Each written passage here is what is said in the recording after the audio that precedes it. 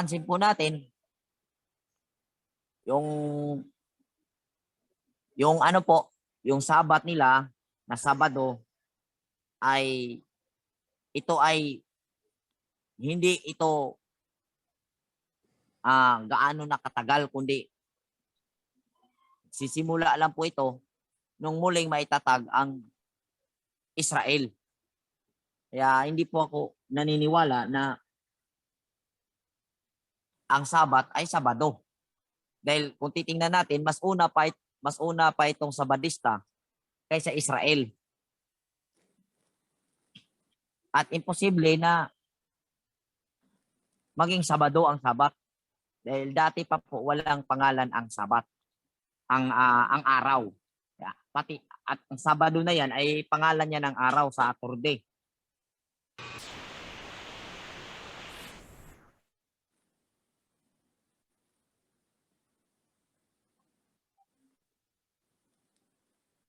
Verse 24. Dumating sa Efeso ang isang Hudyong nagangalang Apolos, siya'y taga-Alejandria, mahusay na magtalumpati at maraming alam sa banal na kasulatan.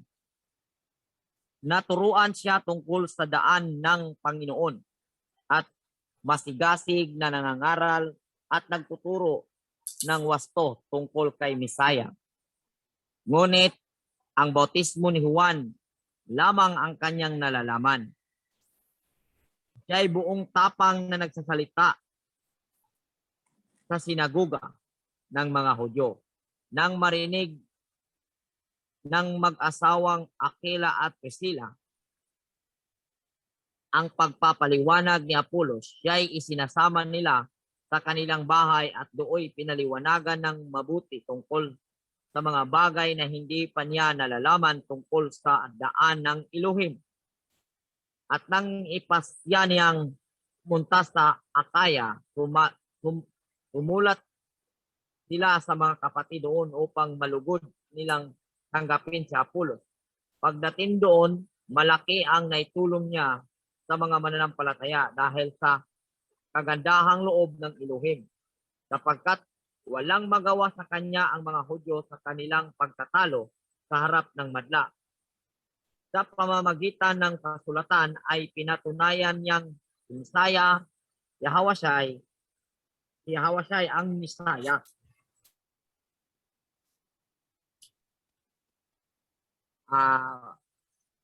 Sis, pwede kayo po ang magpaliwanag. Napakalakas ulan dito. Hindi ako makaano.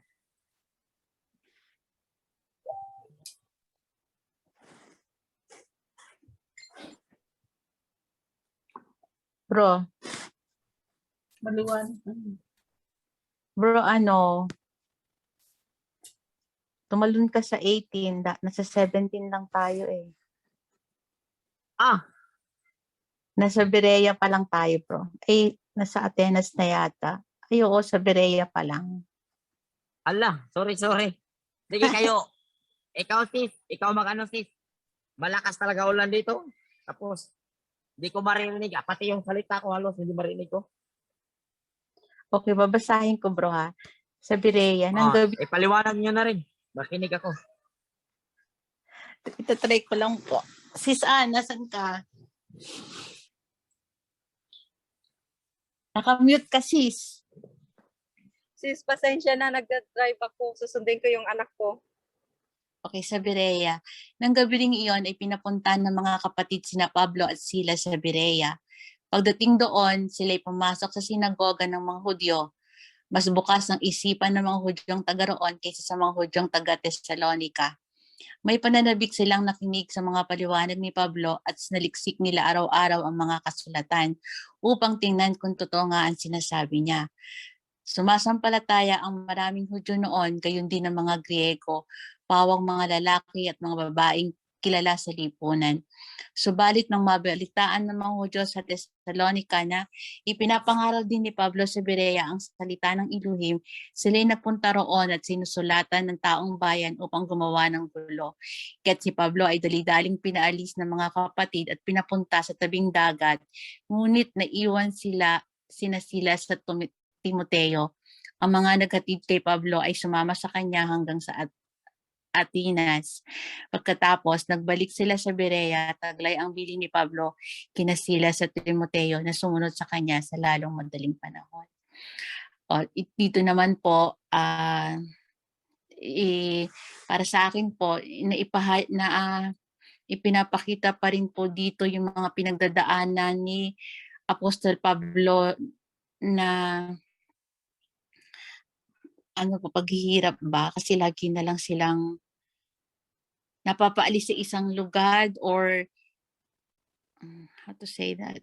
Yung parang lagi na lang may mga balakid ba na hindi magtuloy-tuloy ang pangangaral kasi itong mga Hudyong nandoon, lagi na lang silang nagiging dahilan para maabala ang lahat ng mga pagtuturong ginagawa po ni Apostol Pablo. Lagi na lang may mga nagbabanta sa kanilang buhay o dun sa mga gusto nilang gawain. Sis Encar, may idadagdag ka po ba? Ang maganda lang dito sa Berea, marami ding mga Hudyo at mga Griego ang sumampalataya sa ating Mesaya. At ang lahat din ay nananabik na makinig ng magandang balita ng tungkol sa pagkahari ng ating Mesaya.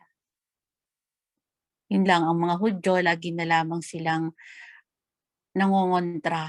Lagi na lang silang hindi sumasang-ayon or siguro na hindi natin alam kung ano mga pumapasok sa isipan nila, but yun, nagiging dahilan sila para hindi magtuloy-tuloy ang pag-aaral na ginagawa ni Apostol Pablo. So tuloy po tayo sa Atenas. Habang sina Silas at Timoteo ay hinihintay ni Pablo sa Atenas, napansin niyang puno ng mga Diyos-Diyosan ang lungsod, kaya't nabagabag ang kanyang espiritu.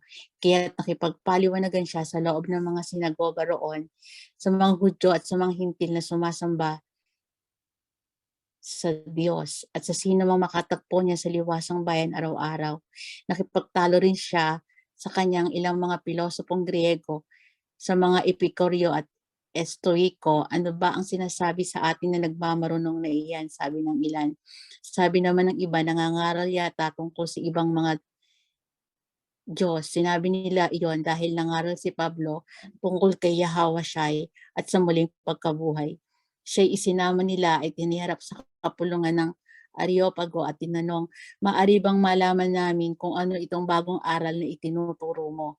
Bago sa aming pandinig ang sinasabi mo, kaya't nais naming malaman ang kahulugan nito, sapagkat walang ginagawa ang mga taga-Atenas at mga dayuhang naninirahan doon, kundi ang mag-usap-usap at makinig tungkol sa mga bagong turo." Lumayo si Pablo sa harap ng kapulungan ng Areopago at nagsalita, "Mga taga-Atenas, napapansin ko ng kayo lubos na napakarelihiyoso sa maraming bagay, sapagkat sa paglalakad ko sa lungsod at pagmamasid sa inyong mga sinasamba, nakakita ako ng isang dambana na may nakasulat, sa Diyos na hindi kilala. Ang Diyos na inyong sinasamba kahit hindi nyo nakikilala, ang siya kong ipinapahayag sa inyo. Ang Elohim na gumawa ng sanlibutan at lahat ng naririto ay ang alahayam ng langit at ng lupa, at hindi nanirahan sa mga templong ginawa ng tao. Hindi rin siya nangangailangan ng anumang tulong o paglilingkod ng tao, sapagkat siya mismo ang nagbibigay buhay, hininga at lahat ng bagay sa sangkatauhan. Mula sa isang tao ay nilikha niya ang lahat ng lahi sa buong mundo. Itinakda niya sa simula't simula pa ang kanilang panahon at hangganan. Ginawa niya yon upang hanapin nila ang alahayam. Baka sakaling sa kanilang paghahanap, siya ay matagpuan nila. Ang totoo, hindi naman siya talagang malayo sa bawat isa sa atin, sapagkat nakasalalay sa kanyang ating buhay, pagkilos at pagkatao, tulad ng sinabi ng ilan sa inyong mga makata, tayo'y mga anak niya. Sapagkat tayo'y mga anak ng alahayam, huwag nating akalain na ang kanyang pagka-alahayam ay mailalarawan ng ginto, pilak o bato sa pawang likha ng isip at gawa ng kamay ng tao. Sa mga nagdaang panahon ay pinalampas ng alahayam ang di pagkilala sa kanya ng mga tao. Ngunit ngayon ay iniutos niya sa lahat ng tao sa bawat lugar na magsisi, talikuran ng kanilang masamang pamumuhay, sapagkat itinakda na niya ang araw ng paghukom sa sanlibutan. At ito'y buong katarungan niyang gagawin sa pamamagitan ng isang tao na kanyang hinirang. Pinatunayan niya ito sa lahat nang muli niyang binuhay ang taong iyon. Nang marinig nila ang sinabi ni Pablo tungkol sa muling pagkabuhay, tinuya siya ng ilan. Sinabi naman ng iba, nais naming mapakinggan kang muli tungkol dito. At iniwan ni Pablo ang mga tao. May ilang sumama sa kanya at sumampalataya sa alahayam. Kabilang dito sina Dionisio, nakaanib ng kapulungan, ng Areopago, isang babaeng nagngangalang Damaris at mga iba pa. So, dito po sa Atenas, nakita po natin dito na ang mga hintil po doon ay patuloy na sumasamba sa mga Diyos-Diyosan. Kaya nga po itong si Pablo, napipilitan po siyang magpahayag. Hindi naman po napipilitan. Siya po ay nagpapaliwanag sa lahat ng mga liwasang bayan at isinasaysay niya po doon ang mabuting balita tungkol sa ating alahayam. At tumatayo nga po si Pablo sa harap ng mga kapulungan sa Atenas at doon napansin niya kung gaano karelihiyoso ang mga taong nandoon. At sa isang dambana po doon ay may nakasulat po na ito po yung nakalagay na sa Diyos na hindi nakikilala. Kaya ipinahayag po doon ni Pablo na ang itinuturo niyang alahayam ay yung Diyos na hindi nakikilala.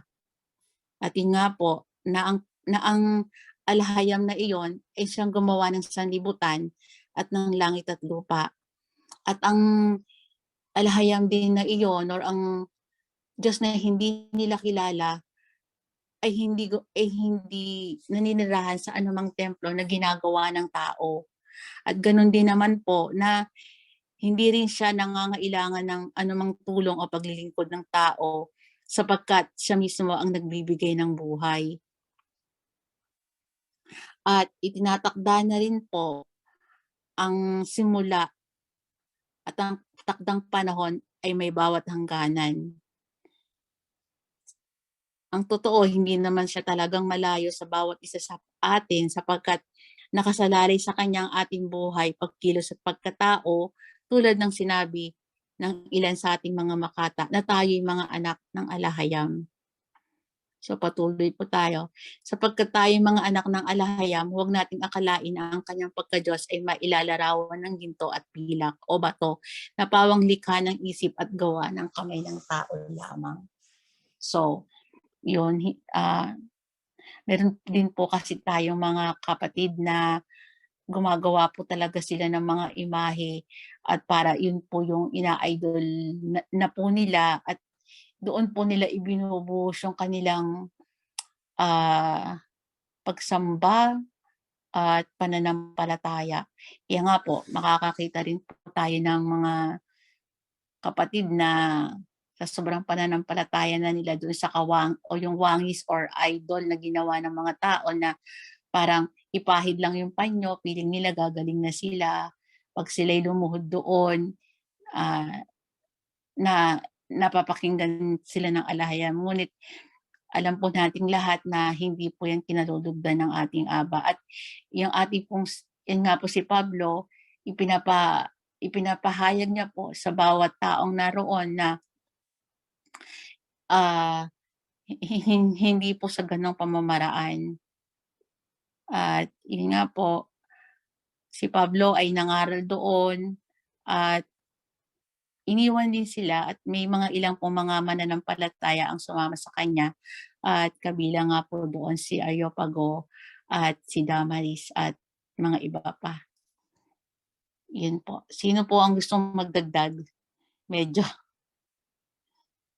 Bro. Mga kapatid. Okay.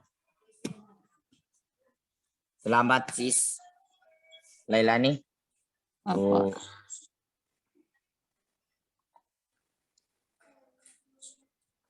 ang mga Grego, kahit napakarami po nilang kinikilalang Elohim, pero mayroon po silang isang dambana roon na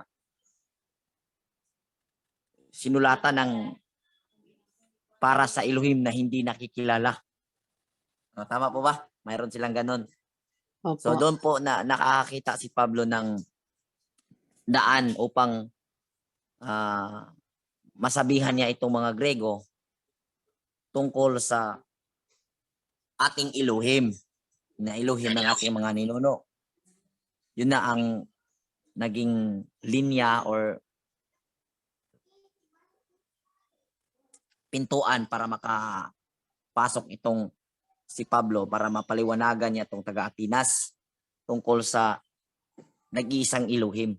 At yung dambana nilang sinulatan para sa Elohim na hindi nakikilala, ipinaunawa ni Pablo na ang Elohim na yon ay yun ang Elohim na totoo, na yun nga ipinaliwanag mo, sis. At ito'y naunawaan naman ng mga taga roon. Kung mabalikan po natin dito sa yung sa Beria, mayroon pong ano po dito na sinasabi na ang mga Hudyo dito ay mga bukas ang kaisipan ng mga Hudyong taga roon, ng taga Beria, kaysa mga taga Tesalonica. Dahil ang mga Hudyo sa Beria ay handang makinig ba kung ano yung katuruan na dala ni Pablo. At mayroon pong isang katangian dito na maganda na naisulat ba para sa taga Beria, na sinasaliksik nila araw-araw ang mga kasulatan upang tingnan kung totoo ang mga sinasabi niya. Yung niya dito ay si Pablo. Totoo mga sinasabi ni Pablo. Baga, napakaganda ang i-review mo ba kung ano ba yung sinasabi, may katuturan ba yon o hindi. So, kaya't naging maganda po ang ano sa Beria, dahil hindi po sila basta-basta na naniniwala, kundi doon po yung ano nila, tine-check nila ba kung gaano ba katotoo yung sinasabi ni Pablo. So, kung ating titingnan yung pag-uugali ng isang mananampalataya, tingnan po kung yung sinasabi may batayan ba, di ba nagre-red flag o di ba nagkaumpugan yung mga verses kung pagdating sa susunod na libro, yun po, para maharmoni yung mga nasusulat at posibleng maunawaan at makikita natin kung ano ba talaga ang pananampalataya nila at ano ba posible ang mga application nila. Ganun po yun. Kasi pag hindi yan na-harmony, bunot-bunot lang, at hindi natin chine-check itong mga tayong mga nakikinig, mawawala talaga tayo dahil nakadepende lang tayo sa nagsasalita. Okay man yun na makinig tayo sa nagsasalita, pero mas okay talaga na pagkatapos mo kung nakinig ay sasaliksikin natin sa kasulatan kung yung sinasabi na yun, posible ba na yun talaga ang ipakaunawa sa mga pinapaliwanag niya na mga ilang parte sa kasulatan. At ang patunay niyan, kung pagsasaliksik mo doon, nandun nga, at pagdating sa unahan, yung punto na yun, dalhin mo yung pangunawa na yun, pagdating mo doon sa kasunod na mga libro, pag hindi nagkaumpugan, yun posible ang totoong pagkaintindi sa kasulatan na yun. So, tuloy tayo, sis.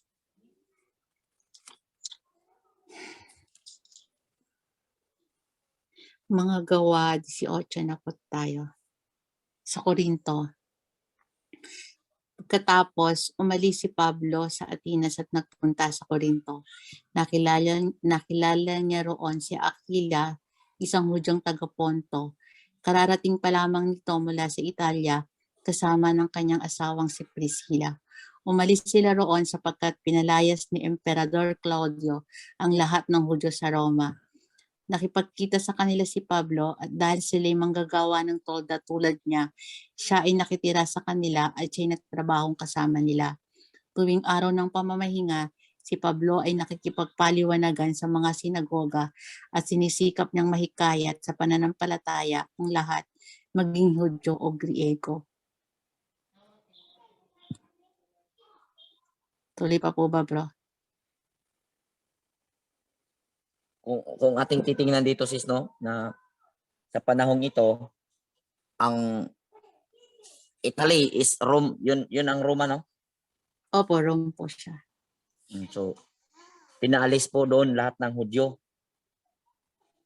Apektado itong si Aquila at si Priscilla, mag-asawa. At ang negosyo nila ay tagagawa ng tolda. Pero tiningnan ko po ito sa ibang komentary kung ano talaga yung negosyo nila dahil ang sabi dito, parehas sila ni Pablo, di ba? Opo. Pagkatapos umalis si Pablo sa Atenas, nagpunta sa Corinto. Natagpuan niya roon si Aquila, isang Hudyong taga-Punto. Kararating pa lang nito mula sa Italia kasama ang kanyang asawa na si Priscilla. Umalis sila roon sapagkat pinalayas ni Claudio ang lahat ng Hudyo sa Roma. Nakipagkita sa kanila si Pablo at dahil sila'y manggagawa ng tulda tulad niya. So mayroong negosyo itong si Pablo at saka si Priscilla, manggagawa ng tulda. Tiningnan ko po ito sa ibang mga komentary. Ito daw ay nagkakamali lang ng salin. Dahil hindi po daw ito tolda, ito po ay talit na yung ginagamit po ng mga mananampalataya po noon sa pahabang nagnanalangin. At yung dala-dala palagi ba na kupo, yung kupo, alam niyo yung kupo, balabal.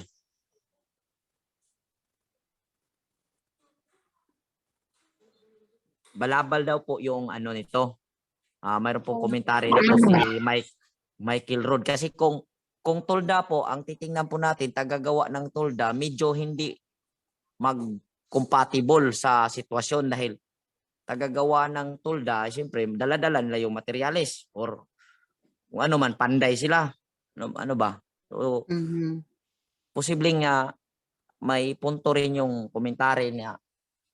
Hindi raw tolda ang ginagawa nitong si Priscilla at ni Aquila, pati itong si Pablo, kundi ang tinitinda nito ay ang tinatawag na talit na ginagamit sa pananalangin ba, balabal sa yung dala-dala palagi ng mga mananampalataya na mababasa natin sa Deuteronomy na tinatawag na asan ba yun?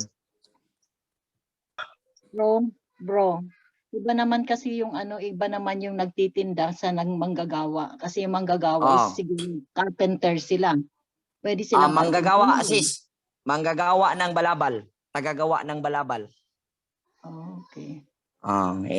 Yung ano ba, kasi ginagawa nila, tinitinda rin. So, yun na nga yung hanap buhay. Sila yung gumagawa ng balabal. Kasi pag sinabi dito, manggagawa, o panday, carpenter. Carpenter. Carpenter. Pero kung titingnan natin, laborer. Manggagawa kasi laborer, parang ganun. Laborer. Tapos, alam naman natin, yung tolda, hindi na yun kailangan ng carpenter. Kasi pag tolda ka, ikaw lang mismo yung gagawa. Tusok lang, di ba? Tusok lang naman yan. Okay. So, manggagawa daw ito ng balabal. Yung pangtakip ng tolda. Posible na kasama na rin yon, pero sa mga komentary na nababasa ko tungkol sa hanap buhay ni Pablo ay tagagawa nga ng balabal. Mga tila ba? Dinisinyohan nila, lagyan ng mga chit-chit. Kasi yung balabal nilalagyan ng four corners niyan ay nilalagyan ng cheat. At yun ang ginagawa nila Pablo. Tapos yun na rin ang hanap buhay nila. Na ano lang ba, kiri-kiri lang nila sa kung saan sila, dala-dala lang nila. Kasi alam natin na si Pablo hindi ito nag-i-stay ng lugar. Saka ayaw niya umasa sa tao. Oo, Humihingi. yun ang ano yun ang ano ni Pablo.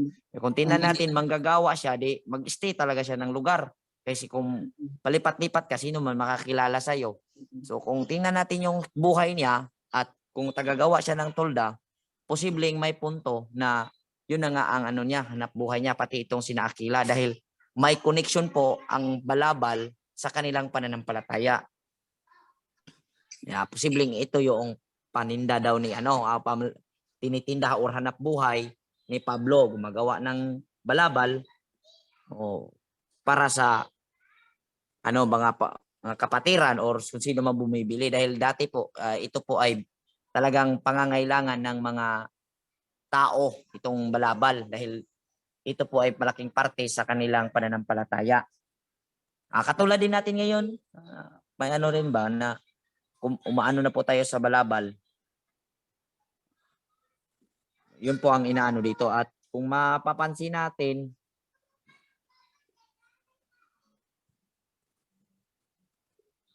nakikipagpaliwanagan si Pablo na naman dito sa mga Grego sa sinagoga. So kung ating i-analisa, mayroon mga Hudyo na lahing Hudyo talaga sa lugar na mga pinuntahan ni Pablo. Which is yung mga lugar na napuntahan niya, may mga Hudyo roon at ang pinakasikat na pananampalataya noon, kung ano ang Christian ngayon, yun ang pananampalatayang Hudyo noon. At alam natin yan dahil yan nakasulat yan sa kasaysayan na yan ang pinakamalaking pananampalataya noon. Kaya doon sa Grego, doon sa Corinto, andun po yung sinagoga. At ito ang mga pinuntahan ni Pablo upang ipaunawa sa kanila ang kasulatan na ang Misaya na hinihintay ay si Misaya Yahweh na yun. Yun ang ano niya. So pagdating dito sa verse 5, tuloy ko sa Opo. nang dumating sina Silas at Timoteo mula sa Macedonia, iniukol na ni Pablo ang buo niyang panahon sa pangangaral at pagpapatunay sa mga Hudyo na si Misaya, na si Yahweh ay ang Misaya. So, yun na nga ang ano ni Pablo na buong ano niya Google na niya yung pag-time niya na maipaunawa niya sa mga Hudyo na kanyang pupuntahan or makakasalamuha na ang Misaya o ang Yahweh ay yan na yun ang Misaya na ipinopropesiya doon sa mga kasulatan. At ang gamit ni Pablo, kung ating i-analisa rito, ang gamit ni Pablo upang ipaunawa sa mga tao na ang Misaya, ang Yahweh ay ang Misaya, ang propeta talaga, ang mga sulat talaga ng propeta. Hindi kagaya ngayon na ang mga tao magpapaliwanag na siya na yung propeta, siya yung Misaya, ay gamit ang New Testament. At nasisira po yan dahil pag gamit mo tayo sa New Testament at ipinaliwanag natin ang Misaya, sinisira po yan ng mga bagong pananampalataya rin ngayon na mga di kumikilala sa Misaya. Dahil sabihin nila na ang New Testament ay gawa-gawa lang ng tao. Sabihin na nila na kwentong barbero lang daw. Pero kung gayahin po natin yung style ni Pablo na ipaliwanag ang patunayan natin ang Misaya, ang Yahweh ay yun na nga ang Misaya, gamit natin ang kasulatan kagaya ng style ni Pablo, ay mahihirapan po sila dahil pag ginamit po natin ang Torah at ang kasulatan, yun din ang gamit nila. So doon tayo mag-focus kung tayo po ay magpapaliwanag tungkol sa Misaya. Ang ating i-practice, tayo yung magpapaliwanag na tungkol sa Misaya, doon po tayo mag-base sa kasulatan at saka sa tinatawag na Torah. Dahil upang maipakita natin sa pag-iisip ng tao na nakabase yan dito. Kasi yan din ang pagkakamali ng mga Kristiyano dahil naniniwala sila sa Misaya, ngunit hindi naman sila nagbibigay ng malaking importansya sa kasulatan sa sinatawag na Old Testament. Kaso bro, sineseparate nila yung Messiah at saka Jesus Christ. They focus too much on Jesus Christ than Messiah. Alam mo yon? Yun yung mahirap sa atin kasi ando na nakasink na sa kanilang belief in Jesus Christ. Ang katwiran nila na kahit sino pasambahin mo, whoever, ito yung madalas natin naririnig sa sa mga Kristiyano na basta kahit ano naman paniwalaan mo, Jesus Christ, Messiah or sino, basta't alam naman ng ng Ama na sa puso natin siya yung sinasamba. Parang illogical yung gano'n na iba yung pangalan tapos pagdating sa dulo isa na rin lang siya. Kumbaga yung gano'n yung belief nila. Kaya ang hirap mong sa kanila, emphasize na ito yung pangalan ng Messiah na sinasamba ng mga Hebreo noon, ng mga Israelito noon. Tapos ngayon, ito yung existing na Messiah na nasa pangalan ng karamihan ng mga Biblia sa panahon ngayon. Paano natin i-depensahan yon? Paano natin mapapaniwala sila na mali yung Messiah na inyong pinaniniwalaan dahil ito yung Messiah na nasa Hebreo. Yun yung parang natin baggage ng mga Messianic, kumbaga. Yun lang yan, bro. Ewan ko kung paano natin ipapaliwanag yung ganoon.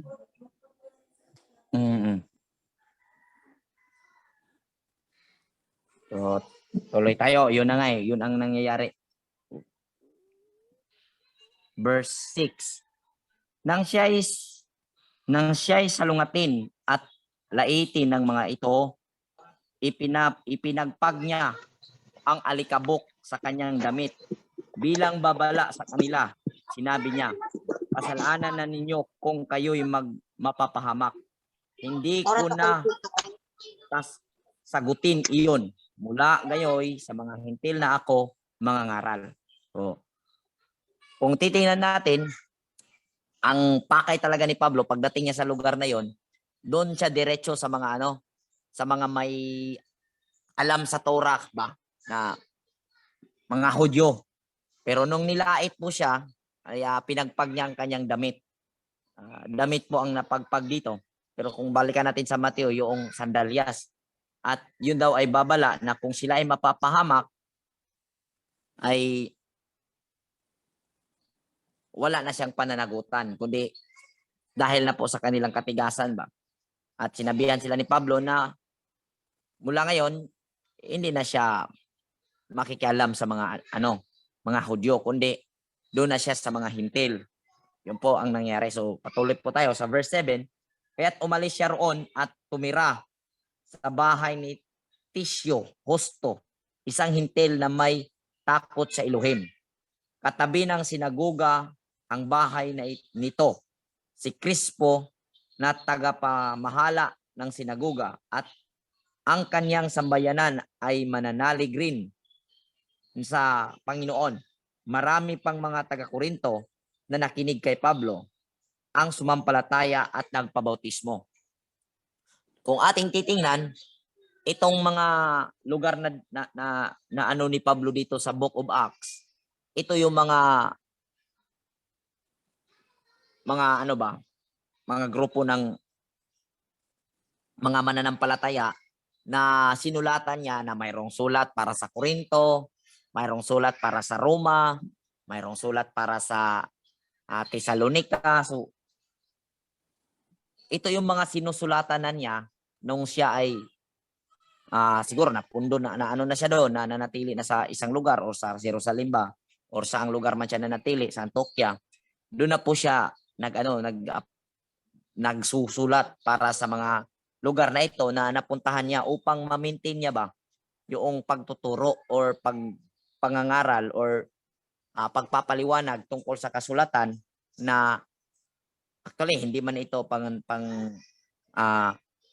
pagtuturo, kundi paglalakad, inilalakad lang niya kung ang propesiya na ang Misaya ay yun na si Yahawasyai. So, inano lang niya ba, binabahagi lang niya ang kanyang naunawaan or ipakaunawa sa kasulatan. So, ganun na ganun ang assessment ko dito.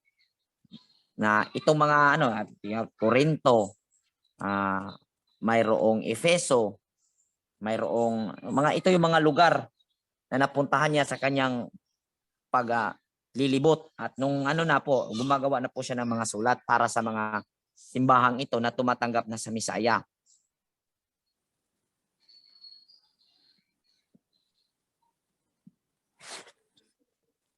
No, doon sa Corinto, mayroon nang nagpabautismo, so nabuo na itong Messianic na mga tao doon sa Corinto. At pagdating natin doon sa libro sa Corinto, yun na po ay sulat para sa mga taong ito na kanyang napuntahan. At yung Book of Corinto, yun na yung sulat niya para rito. Yun po ang assessment ko. Iwan ko lang sa inyo kung ganun po ba. So, isang gabi, verse 9, isang gabi sinabi ng Panginoon o ng Misaya kay Pablo sa pamamagitan ng isang pangitain, huwag kang matakot, ipagpatuloy mo ang iyong pangangaral. Anuman ang mangyari, huwag kang titigil, sapagkat ako'y nasa iyo. Hindi ka maaano sapagkat marami akong tagasunod sa lungsod na ito. Siguro, dahil ito'y pinapakita sa kanya ng ang pangitaing ito, dahil si Pablo ay tao rin yun, normal, na matakot. Kahit tayo, pag sinabi natin hindi tayo natatakot, nasabi po natin yan dahil mayroon po tayong nararamdamang takot. Di po ba?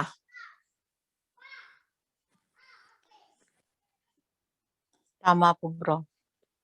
Sinabi mo, hindi ako takot, pero ang totoo niyan, mayroon nang nananakot at ramdam mo pero pinapakita mo na hindi ka nagpapadala or hindi ka magpapatalo. Pero hindi ibig sabihin na wala kang nararamdaman takot. Andun talaga. Ganun po ako Pag sinabi ko, hindi ako natatakot, pero ang totoo niyan, ako po'y natatakot. Pero dahil sa may pananampalataya tayo at pananalig sa Elohim, kaya nasabi mong hindi ka natatakot dahil po hindi sa sarili mo, kundi bilang mananampalataya, hindi dapat matakot dahil mayroong Elohim na pinananaligan. Pero hindi ibig sabihin na bilang tao, hindi ka na natatakot. Ang totoo, natakot ka. Ako rin, ganun ako natakot ako. Pero dahil sa pananampalataya, masabi ko, hindi ako natatakot kahit ano pa mangyari. Pero hindi yan pagsasabi ko bilang tao, kundi sinasabi ko yan bilang mananampalataya.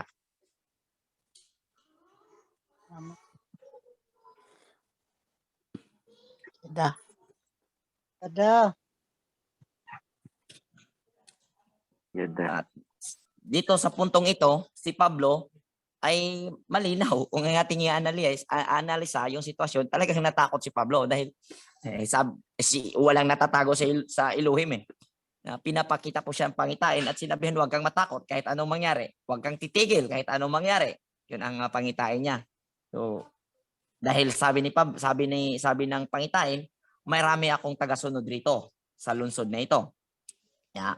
Verse 11, sabi dito, tumigil nga siya roon at ipinangaral niya ang salita ng Elohim sa loob ng 1 taon at kalahati.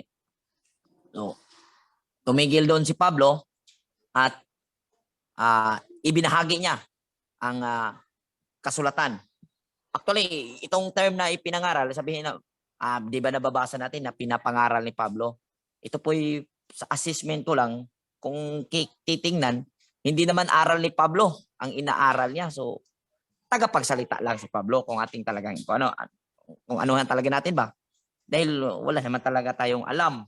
At ang kasulatan nating binabasa, hindi man yan aral natin. Sa Elohim man yan. At nasabi lang na ipinangaral natin dahil tayo yung nagsasalita. Pero actually, hindi yan sa atin. Kumbaga matatawag, tayo po ay tagapagsalita lamang. Di po ba? Tama.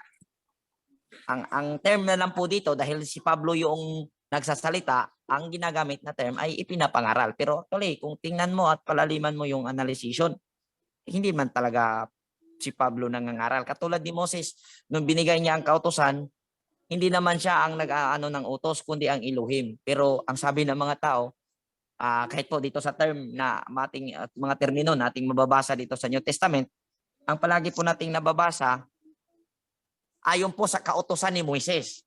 Di ba? Pero alam lang po natin lahat, wala naman pong kautusan si Moises eh. Lahat po yan ay kautusan ng Elohim.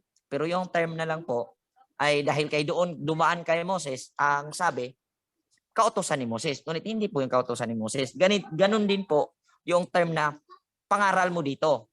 Pero yun po ay hindi naman po aral ni Pablo. Aral po ng Elohim. Kaya siya lang po yung nagsasalita. Kaya masasabi na pinangaral ni Pablo. Pero hindi po yan aral ni Pablo. Aral po yan ng Elohim. At ang totoo niyan, kung ating titingnan, tagapagsalita lang si Pablo. Yun ang ano po eh. Kaya mayroon po tayong mababasa na wala ni isa sa inyo ang nangangailangan ng tagapagturo. Nasa dyan po yan. Na dahil ang banal na espiritu ang magtuturo sa atin. So kung banal na espiritu ang magtuturo, dahil po nadikod na po natin yan na ang banal na espiritu, yun ay ang Torah. So bawat isa sa atin, ang magtuturo po sa atin, kung ating isa sa buhay ang Torah, ang kautusan. So kung mayroon mang nagbabahagi, tagapagsalita lang po yun. Okay po ba kayo doon? Baka sabihin ng iba ba, bakit si Bro Rui palaging tumataka sa responsibilidad bilang mangangaral? Hindi naman. Ginagawa ko naman po yung na magsasalita. Parehas lang naman tayo. Pero ayaw kong sabihin na ako yung nangangaral kasi kung titingnan po yung qualification, hindi talaga kaya. Hindi talaga magawa. Kaya, at kahit pa mayroong qualification, hindi naman sa atin to. Kaya gusto ko lang i-correct ba ang na hindi mangangaral, kundi tagapagsalita lamang. Amen. Tama po. Amen.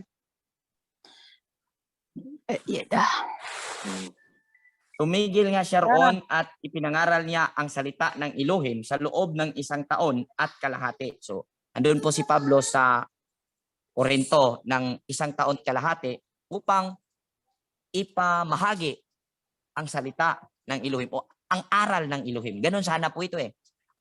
Natigil si Pablo ron upang ipamahagi ang aral ng Elohim. Ganon yun sana. Pero dahil sa mayroon na pong dahil si Pablo yung nagsasalita, siya na yung sabihang ipinangaral niya. So, tuloy po tayo. Verse 12, nang si Gallio ay naging gobernador ng Akaya, nagsama-sama ang mga Hudyo sa pagdakip kay Pablo at pagdadala sa kanya sa hukuman.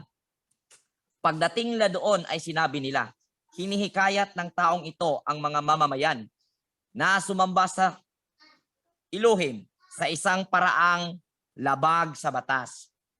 So, noong naging gobernador itong si Gallio, tinipon ang mga nagtitipon itong mga Hudyo upang hulihin itong si Pablo.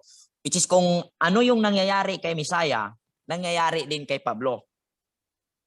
Para pinaratangan po siya ba para madakip at matigil ang kanyang ginagawa dahil napakalaking po ito, banta sa pananampalatayang Paraseo or sa siktang Paraseo dahil kilala itong si Pablo na isang masugid na tagasunod or member ng siktang Paraseo sa pananampalatayang Hudyo. Kaya napakalaking banta sa kanila sa kanilang pagbagsak. So, gumawa po sila ng mga hakbang at upang mapatigil ba? Dahil hinikayat daw ni Pablo ang mga tao na sumamba sa Elohim sa isang paraang labag sa batas. So, yung paraan na labag sa batas, ito yung pong ipinaglalaban ng mga ilang kasama natin dati ngayon. Dati noon na labag daw ito sa batas. Nakita ko ito sa comment na nilagyan pa ng number. Unang labag sa batas daw na ating ginagawa ay ang pagkaroon ng ibang Elohim. Which is, mayroon lang daw isang Elohim, only Allah. Tapos, pangalawa, nating violation, wala daw mababasa na Lunes yung Sabat. So, yun din, ano, kung ano yung nangyayari ni na Pablo noon, ganoon din yung sa atin eh. Na mayroon daw tinuturo itong si Apostol Pablo na labag. Tinuruan ang mga tao sa pagsamba sa Elohim na labag sa batas ng mga Hudyo. At ang labag sa batas na tinutukoy po nila doon ay ang pagkakaroon ng ibang Elohim. Kasi ang pagkakaunawa nila, itong si Misaya ay kinikilala na Elohim. Ngunit hindi naman. Hindi nila nauunawaan yung sinasabi ba na si Misaya ang say pagtagalog ana si saan dia? Si Misaya ang dagway sa Elohim nga dili makita. Siya yung mukha, Ang dagway Misaya ang mukha mukha. Oo. Ang Misaya ang ang mukha mukha. ng hindi makita. ng Elohim na hindi nakikita. So, kung ating titingnan, yung mga paliwanag sa mga apostoles, halos lahat ng apostoles, ganito yung paliwanag nila. Kahit si John po, ang sabi niya ay walang mga bagay na ginagawa, hindi kundi sa pamamagitan ng salita. At ang salita, yun ang liwanag. At naging tao na tumira sa kating kalagitan, which si Misaya po yun. So kung ating i-analisa yung mga paliwanag ng mga apostol, ay ang Misaya ay ang action ba? Siya yung action ng Elohim. Iwan ko lang kung maunawaan nyo ito. Maunawaan nyo ako. Sakto baka ng term na ko. Siya yung siya yung action. Tama ba na, Sisan? Application. Talaga bro. Oh.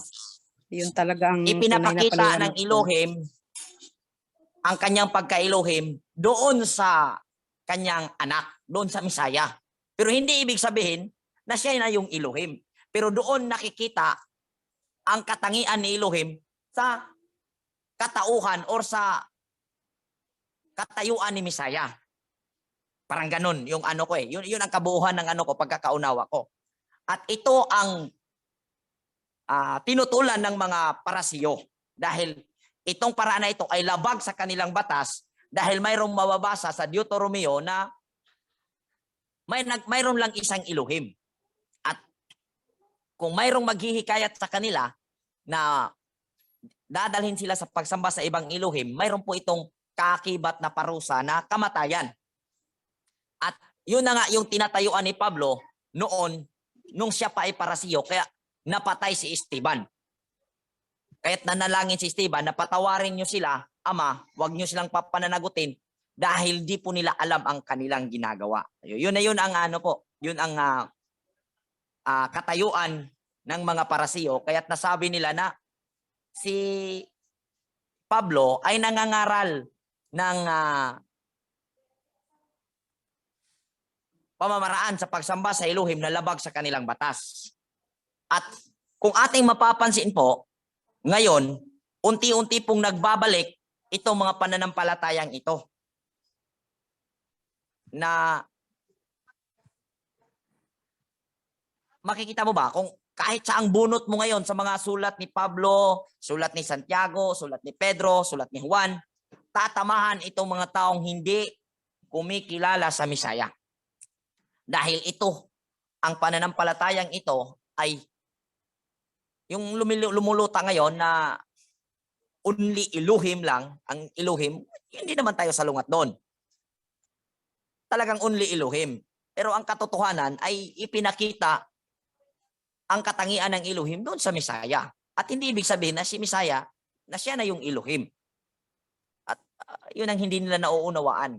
Dahil yun daw ay isang blasphemy.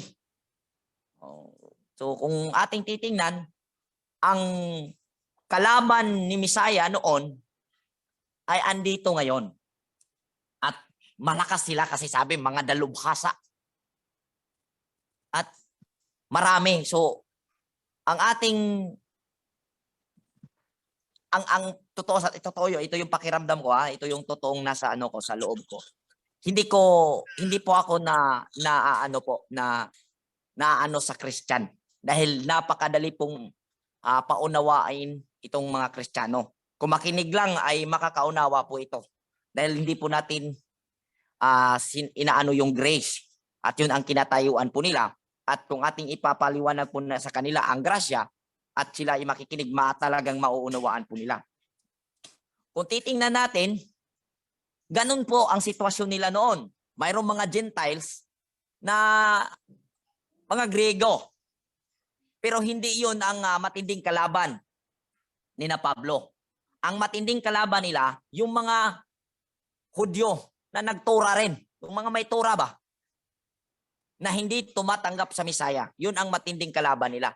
Hindi naging matinding kalaban ang mga Gentiles na sinasabi dito sa New Testament. Kundi ang matinding kalaban na naghahangad talaga sa kanilang kamatayan ay ang mga Hudyo. Which is yun din ang posibleng mangyayari sa ating panahon. Dahil itong mga Kristiyano, more on love, ito sila, more on pag-ibig, application to. Wag kaya, hayaan natin yan, sa kanila rin yan eh. Pero itong mga, itong mga nagtutura na hindi nakakaunawa sa ating pananampalataya tungkol sa pagkikilala natin sa Misaya, ito yung posibleng pag nakakahawak po ito ng authority, posibleng papatayin po tayo nito dahil ang tingin po nila sa atin ay naglalapastangan sa pangalan ng Ama o sa pagkailuhim. Dahil iba daw yung ating iluhim na kinikilala. Dahil feminine daw ang pangalang Yahweh or Yahuwah or Yeshua. Feminine po daw yun. O yun ang ano nila eh. Oo, yun talaga bro. Sinabi sa akin yan.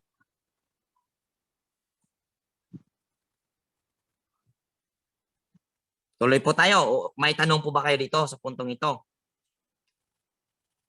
Or wala? Wala na, bro. Okay, tuloy tayo. Verse 14. Magsasalita na sana si Pablo nang sabihin ni Gallio kung ang usaping ito ay tungkol sa isang mabigat na pagkakasala sa paglabag sa batas. Makatuwirang pakinggan ko kayo. Subalit, ang sakdal ninyo ay tungkol lamang sa mga salita at mga pangalan at sa kautusan ninyong mga Hudyo. Kaya't kayo na ang bahalang lumutas niyan.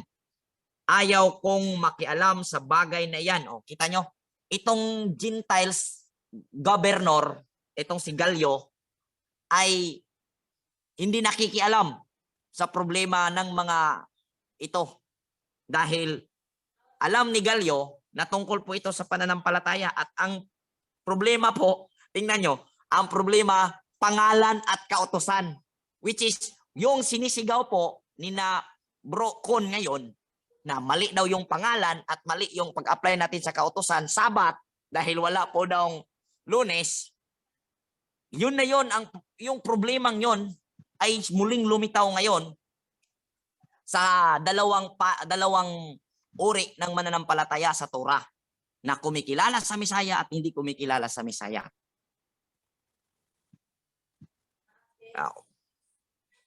Ang problema, tingnan natin, subalit ang sakdal ninyo ay tungkol lamang sa salita at sa mga pangalan at sa kautusan ninyong mga Hudyo. So, yung kautusan, yun ang kasi ang ano po natin ngayon ay mga pista, yung mga ganun, yung mga hindi po nagkakatugma sa kanila at tayo po tinitingnan nila na mga lumalapastangan sa pagka-iluhim at sa Torah. Yun ang ano nila eh.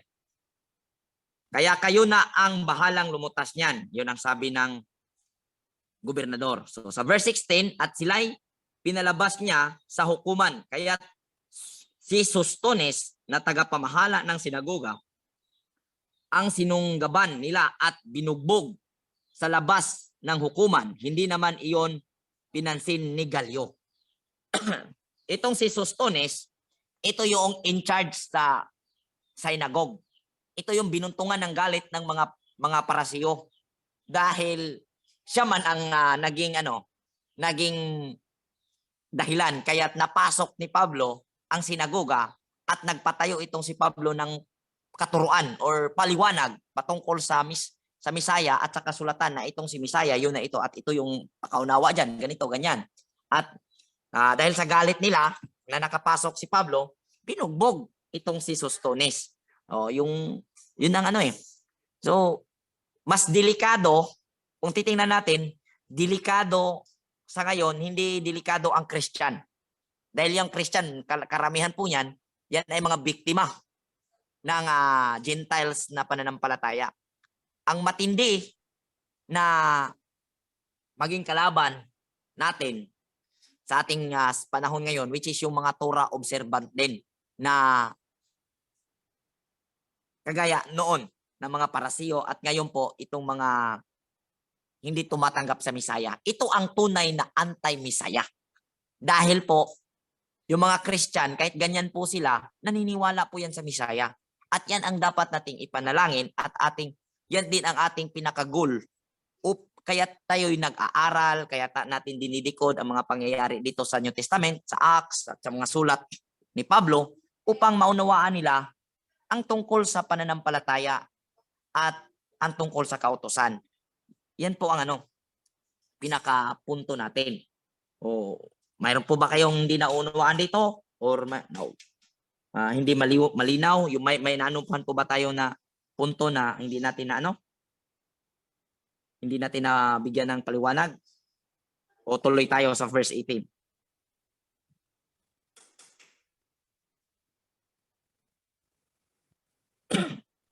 Tuloy po.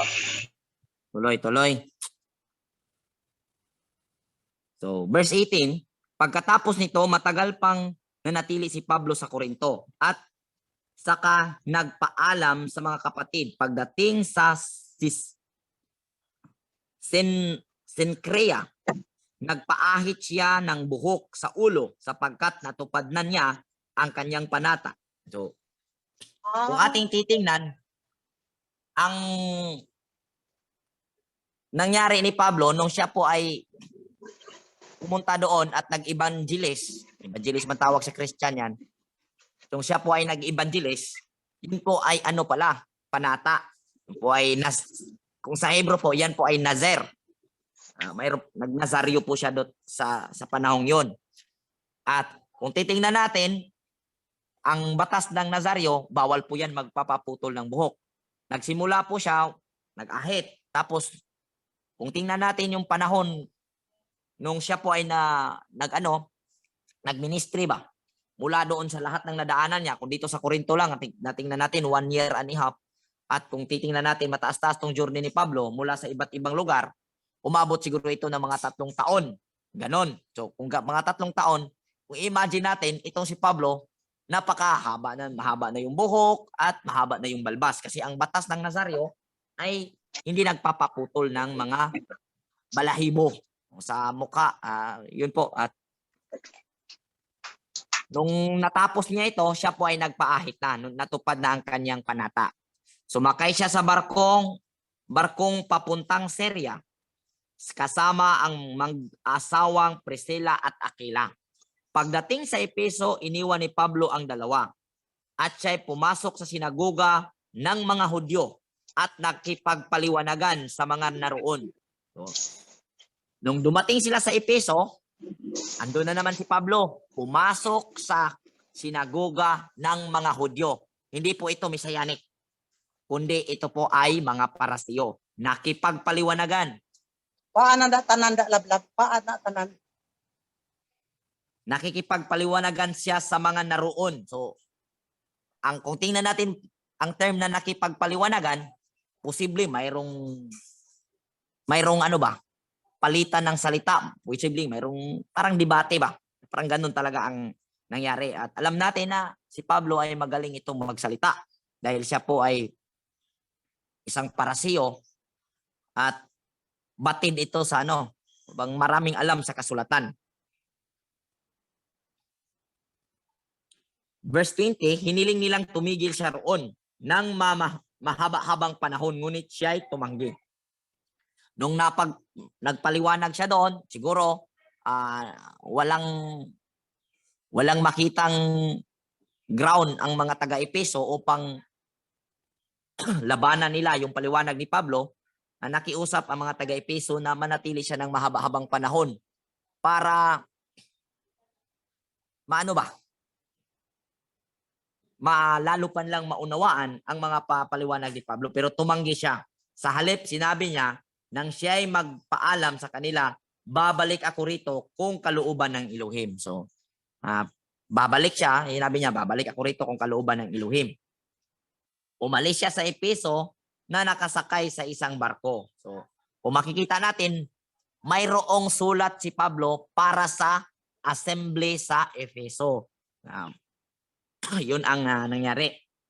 Lahat ng mga napuntahan niya, sinulatan niya ito upang ma-maintain ang pagbibigay paliwanag tungkol sa Misaya at sa kasulatan. Pinagdugtong niya. Pagkababa sa Cesarea, pumunta siya sa Jerusalem at bumati sa iglesia. Pagkatapos siya ay nagpatuloy sa Antioquia.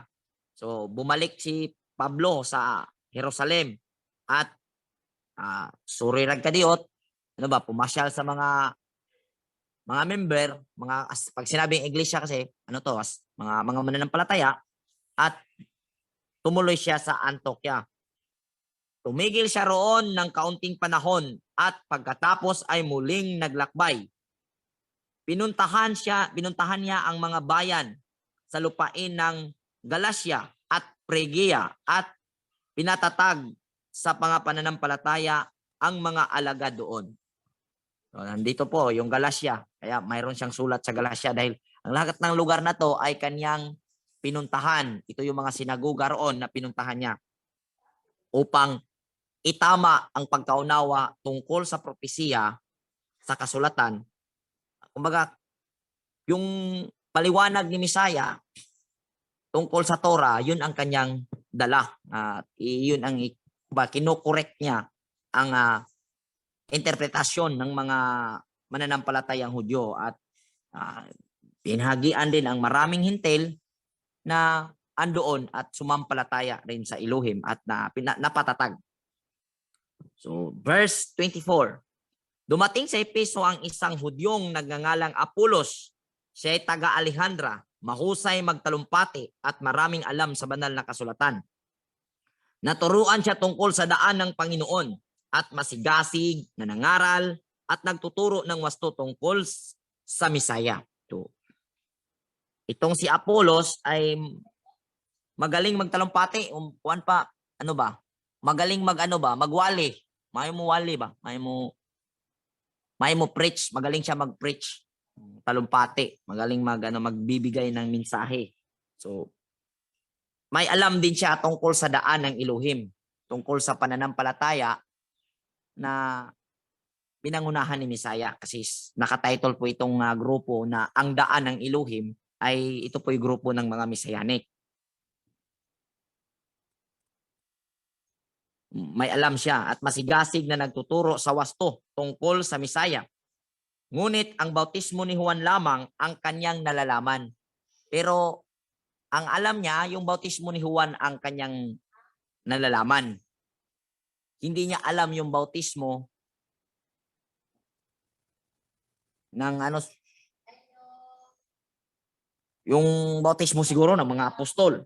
Kasi bautismo ni Juan, hindi pa posible na hindi pa gamit ang ngalan ni Misaya noong nagbautismo si Juan.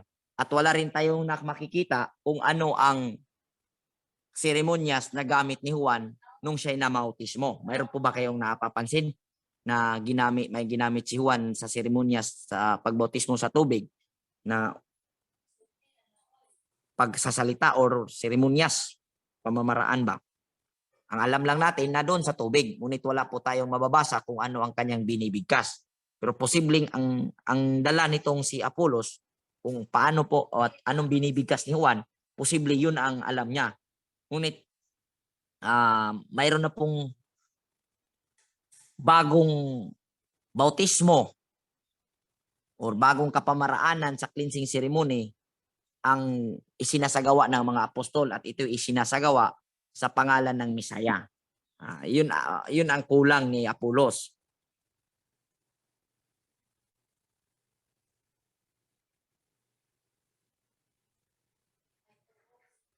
verse 26, siya ay buong tapang na nagsasalita sa sinagoga ng mga Hudyo.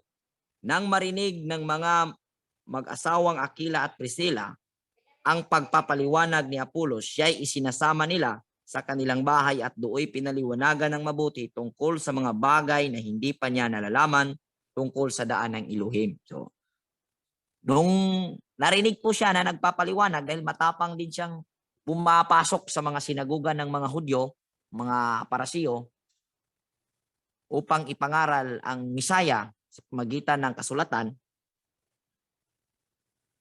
narinig siya ni Priscilla at Aquila, ito po yung mag-asawa na katulad sa ang hanap buhay ay katulad kay Pablo, dinala siya sa bahay nila at doon tinuruan ng mga bagay na hindi niya alam tungkol sa daan, which is posible na ang bautismo na ginamit ni na Pablo at ginamit ni Pedro ay yun ang tinuro. Yun ang posibilidad. At nang ipasya niyang pumunta sa Akaya, sumulat sila sa mga kapatid doon upang malugod nilang tanggapin si Apolos.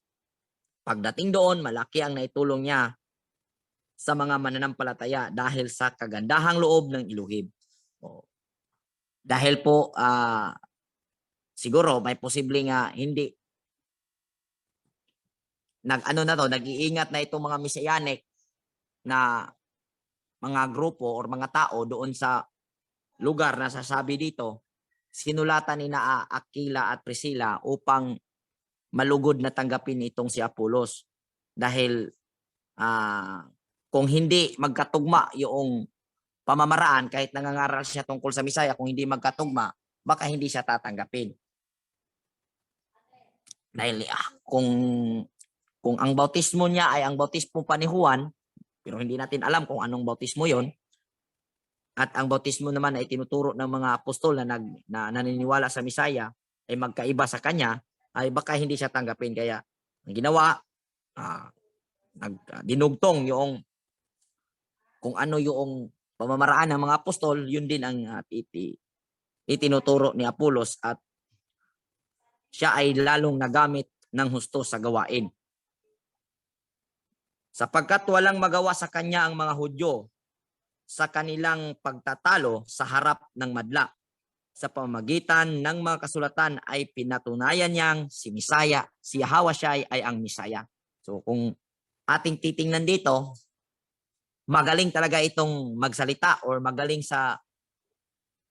itong sa papakikipagtalo itong si Apolos, dahil walang nagawa itong mga Hudyo sa harap ng mga tao kung si Apolos ang kanilang kinakaharap tungkol sa pagpapaliwanag na si Yahawasyai ay ang Misaya. So, kung ating titingnan, may katangian itong si Apolos na magaling magsalita at magaling sa pakikipagtalo, dahil hindi maiiwasan na makikipagpalitan ka ng paliwanagan sa harap ng mga tao, katulad ng ginagawa natin ngayon. Nagbabato po sila ng paliwanag na ang Misaya ay hindi tunay. Tayo po ay gumagawa rin tayo ng depensa upang idepensa natin na ang Misaya ay totoo. So, kung ang nangyari noon ay face to face na nagkakaharapan po sila, sa atin po ngayon hindi. Nasa lang po, social media. Kung tingnan nila yung paliwanag doon at tingnan din nila yung ating paglalahad, nasa sa tao na po kung alin po sila mananampalataya, alin po sila papabor sa pagpapaliwanag. Pero kung tingnan lang po ng mabuti, wala po talagang magagawa sila, dahil yung sa atin po is klaradong-klarado na mula sa scripture, mula sa Torah hanggang sa kasulatan ng propeta, pati po dito sa testimony, sa Book of Testimony. Kasi para sa akin, itong New Testament ay Book of Testimony. O mayroon po ba kayong tanong o karagdagang paliwanag?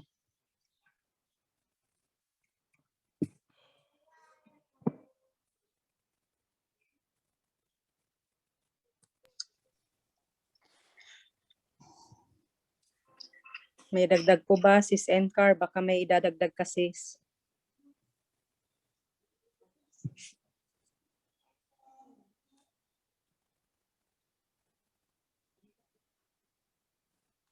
Yun pong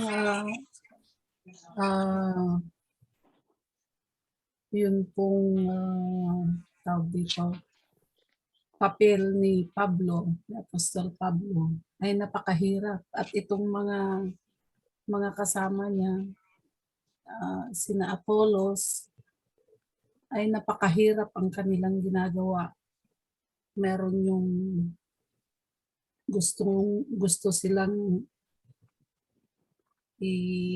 tawag dito yung ipreso sila, Kulong.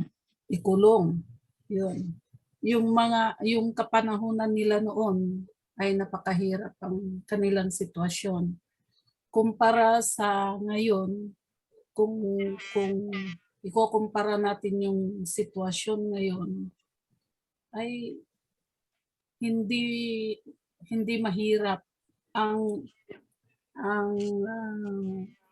papel lang natin sa ngayon ay yung magpaliwanag sa kanila kung sino si Messiah, kung sino si Elohim. Yun lang po ang gawain natin. Pero yung sitwasyon na ipapakulong ka, sa ngayon po, hindi pa yata mangyayari sa ngayon. Kaya habang hindi pa mangyayari yung ganun, gawin na po natin yung mag-share. Gawin na po natin. Sakto na sis. Tama ka sis. Opo. Habang di pa po nangyayari na tayo ikukulong, Opo. paspasan na po natin. Yun kapatid. po. Opo, tama yun. Kasi darating talaga yan. Opo. Kasi nai-imagine ko na yung sitwasyon nila noon na yung time na babatuhin ka, yung time na huhuliin ka, kasi madali ka na lang huliin sa ngayon eh. Kasi madami ng sasakyan. Yung mga sasakyan ng mga pulis, madali lang na hanapin ka. Kaya habang wala pa yung time na yung ganun, gawin na po natin habang maaga pa. Yun Yan, po. tama yan mga kapatid. Yada. Agree ako dyan, sis. Yan. Lalo na Dami sa mo. atin dito, madali tayong hulihin. Oo At nga. na, internet lang. Yeah. Yung ID mo lang, SIN Oo. ID. Oo. Agree ako dyan.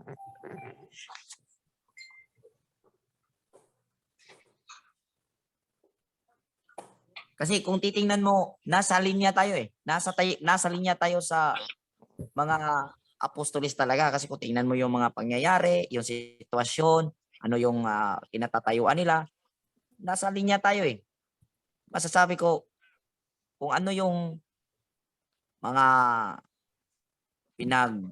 hindi ka pinagkakaintindihan noon sa dalawang panig ng mga mananampalatayang naniniwala sa Torah, yun na yun ang nangyayari ngayon at tayo ay inano nila eh, nire-reject nila yung New Testament dahil pag nandiyon ng New Testament at naniniwala sila sa mga apostol, tatamaan talaga sila sa atin dahil swak na swak yung ating explanation at yung malaking posibilidad ba na yun talaga ang wala talaga silang kaya ang magawa nila, nire-reject nila yung New Testament.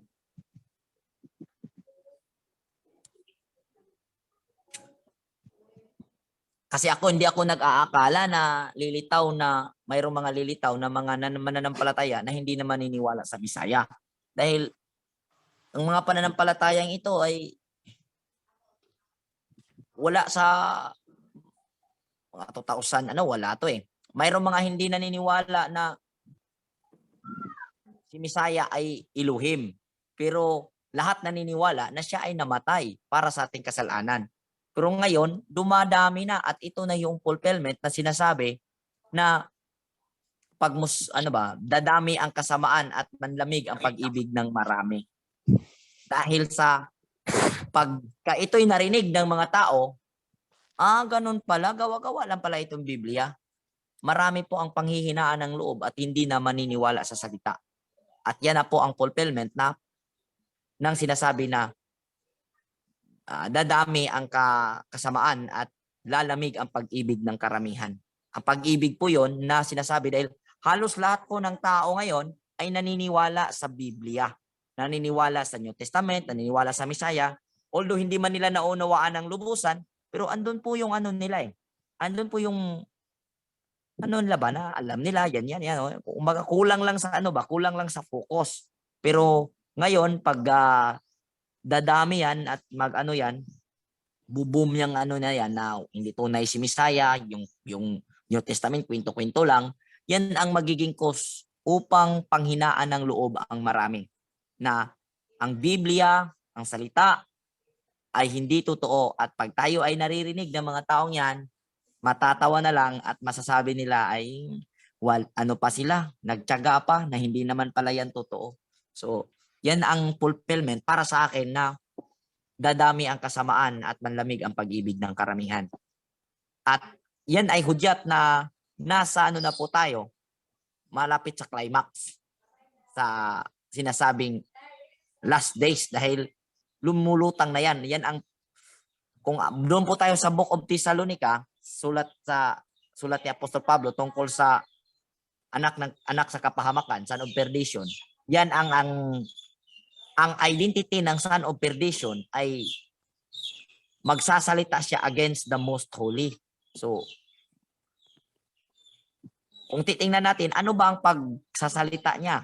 Ano ba ang pwedeng sabihin ng son of perdition para magsalita siya, makapakita na siya ay nagsasalita laban sa Elohim? Yung pagpapawalang bisa sa Misaya. Yun talaga ang yun ang para sa akin, yun ang pinaka-fulfillment na sabihin ng anak ng kapahamakan. At sabi ni Pablo, ando na daw yan, matagal na, ngunit mayroon lang pumipigil na force ba? Pero darating ang araw na yan ay papakawalan at bigla-bigla na lang po sa ating henerasyon, sa ating panahon ngayon, ay kaliwat kanan na yung sumusulpot na ang Misaya ay hindi totoo. At ang nakakalungkot bro, mga kapatiran pa natin dati, Ang kakilala pa natin. kakilala pa natin. Kaya, ano po, higpitan nyo sinturon nyo at focus. Focus po tayo. Ito lang ang masasabi ko. Wala pong lugi pag ikaw ay naniniwala sa Misaya. Wala talagang lugi. Dahil wala naman pong itinuturo ang Misaya na labag sa Torah. Yan lang po ang palaging ilagay natin sa isip.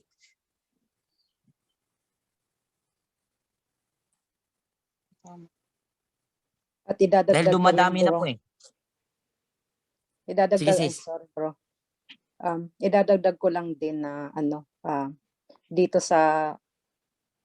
doon sa pag-aaral, sa pagtuturo ni Pablo, dito natin mapapatunayan na ang Misaya, na hindi lang bumaba ang Misaya para sa kaligtasan ng mga Israel, kundi maging ang mga Hintil. Kasi ang daming Grego, sa bawat pupuntahan niya, may talagang naliligtas. Kumbaga mayroong sumampalataya. So paano nila masabi na ang Misaya ay bumaba daw para sa lahi ni Israel? So dito napabulaanan yan ng malinaw ni Apostol Pablo. Yun lang po, napakalinaw ng Tama pagtuturo kasi. diyan. Hindi talaga. Kung titingnan natin, kahit pa mula sa simula, kasi yung programa ng Elohim ay para sa lahat talaga mula pa sa simula. Although naka-address sa Israel, pero bukas po ang tsansa ng kung sino man ang sumasampalataya. Agaya po ng panahon ni Moses, ang purpose ni Moses ay para sa Israel lang. Yun ang purpose. Pero nung sumama po itong mga mixed multitude, yun po ay sumasalamin. Kasi pag sinabing mixed multitude, iba't ibang lahi po yun, iba't ibang uri ng tao or iba't ibang uri ng lahi mula sa iba't ibang bansa. Lahat po yun, nung dumating po sila sa wilderness, ang naging matino, kahit sila pa ay dayo, ay hindi na po kinikilalang hindi kauri ni Israel. Lahat po sila ay kinikilala ni Elohim na sariling kawan. Kaya, ang programa ni Elohim mula pa sa panahon ni Moses hanggang sa panahon ng Misaya ay para talaga sa lahat. At mayroon lang mga iilang mga kasulatan, mga sulat na hindi nauunawaan ng ating mga kapatiran. At dahil din hindi sila nakikinig at hindi nag-aanalisa sa Biblia or sa salita ng Elohim, ang pinakikinggan nila yung tinig ng kanilang leader na inaakala nilang mayroong direct communication, yun ang kinakapahamak nila. At sabi ng Thessalonian chapter 2, 2 Thessalonian chapter 2 verse 9 to 10, sabi doon, dahil hindi nila tinanggap ang katotohanan, ang Torah, dahil hindi naman nila tinatanggap ang Torah dahil ang tao naman ang tinatanggap nila, dahil hindi naman sila nagbabasa ng Torah dahil ang pagkakaunawa nila hindi nila mauunawaan. Tanging ang tao lang na leader nila ang nakakaunawa, kaya hindi ang Torah ang tinanggap nila, ang tao. So dahil hindi nila tinanggap ang Torah, ang tao ang kanilang tinatanggap, ipapahintulot ng Aba na sila ay mapapahamak dahil hindi nila tinanggap ang katotohanan.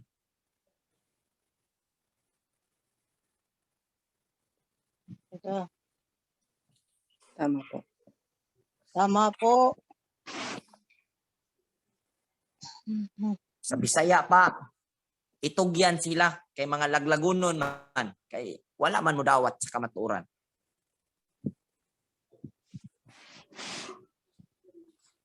Kaya nga bro, ngayong panahon, di ba? Mas binibigyan nila ng pansin yung anti-Messiah, anti-Christ.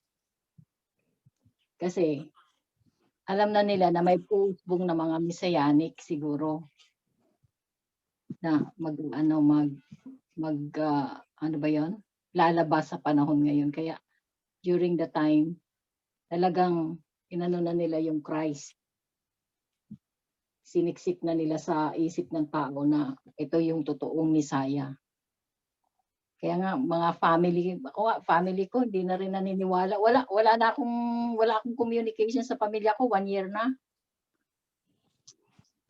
Meron lang ako dalawang kapatid na medyo na pero communication lang, kung kinukumusta ko lang sila doon pero kasi marami nga sa mga sa mga family ko na puro born again.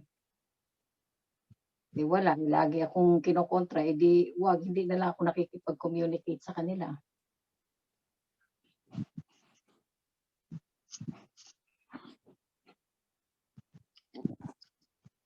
Dito na talaga yung signs, sis. Di Yun ba? ang sis. Sana natin. Ang mangyayari kasi ngayon, posible, dahil sa ang dami na pong lumalabas na pagpapaliwanag, ang mangyayari, yung mga nasa Christian world, sabi, dito na lang tayo, wala naman tayong ibang mahanap kasi pupunta tayo doon. Ganun rin lang naman eh. Yun ang mangyayari. Lalamig talaga ang pag-ibig ng karamihan sa pagtuklas sa kanyang kinakatayo ang pananampalataya, dahil pag nakita niya, ay katulad lang yan, wala yan, ganun ba? Ito na yun, yung time. Kaya pahigpitan ng talaga. At may nabasa po ako sa Book of Matthew na sabi po doon sa Bisaya version, ayaw kaguol, jutay panon. Ayaw kabalaka, gamay nga panon. Kaya ang Elohim nagauban. Ito. Na kita, lang yun ta mga igsoon, kanang tinabangay lang yun ta sa atong ang una na to tabangan ato yung kaugalingon na ato maano ang Torah sa atong kinabuhi, kay mao jud na siya pinakagarantiya. Yan po ang pinakagaranti ba para kikilalanin tayo ni Elohim na kanyang pangasawunon. Christ. So wala na po alas 3 na po, tapos mag-aano po ako ng 3 o'clock prayer. Closing prayer muna tayo. Okay po. Sige bro. Sige. Dalaygon og may gugmaon nga Elohim, salamat sa among pagkatigom nga among natun-an ang mga sulat ni Apostol Pablo, kasaysayan sa kinabuhi ni Apostol Pablo. Salamat kayo abang nga nakadungag kini og katin-awan may tungod sa among nasabtan, may tungod sa mga pulong og hinaot aba nga ang mga kaigsunan makahimo og kaugalingon nilang mga version sa pagpasabot, may tungod sa kasulatan o pagpamatuod, may tungod kanimo nga ikaw mao ang Misaya, labi na nining panahon karon nga dunay daghang mga pagtulun-an nga mintungha og nagsulti nga dili tinuod ang Misaya mao nga Aba, naot nga sangkapan mo kami sa imong kahibalo aron ang matag usa kanamo dunay kakayahan, mayroon po kaming kakayahan na makikipag paliwanagan tungkol po sa iyong anak na siya'y pumunta rito at ipinadala mo rito pang makamtan ng sangkatawan ang kaligtasan sa pamamagitan ng kanyang dugo. Kaya po Aba, nawa po itong pag-aaral namin ay makakatulong po sa bawat isa at nawa po magamit po ang mga kapatiran na makapamahagi sa kanilang mga kamag-anak, sa kanilang nalalaman. Bigyan niyo po kami Aba nawa ng kalakasang loob, lakas ng loob upang magpapatotoo tungkol sa iyo at sa mga katuruan or sa mga aral na binigay mo sa iyong mga apostol at amin pong nauunawaan ngayon. Kaya po Aba, inaas po namin ang lahat sa iyo. Ang lahat po Aba na aming gagawin ay para po sa iyong kaluwalhatian. Kaya ikaw po ang bahala sa amin Aba, nakikita mo po ang aming mga puso, ng aming mga layunin, kaya i-bless mo po lahat ng mga kapatiran at ingatan niyo po kami at bigkisin niyo po kami ng iyong pag-ibig. Mula ngayon Aba hanggang sa iyong pagbabalik kami po ay magkakasama na makakatanggap ng reward na mula sa iyo Aba. Kaya salamat po ng marami at ang lahat ng ito inananalangin namin sa iyo sa nag-iisang pangalan mo na binigay mo sa amin sa pamagitan ng iyong bugtong anak, Yahweh Shai, ang Misaya. Amen. Amen. Amen. Amen.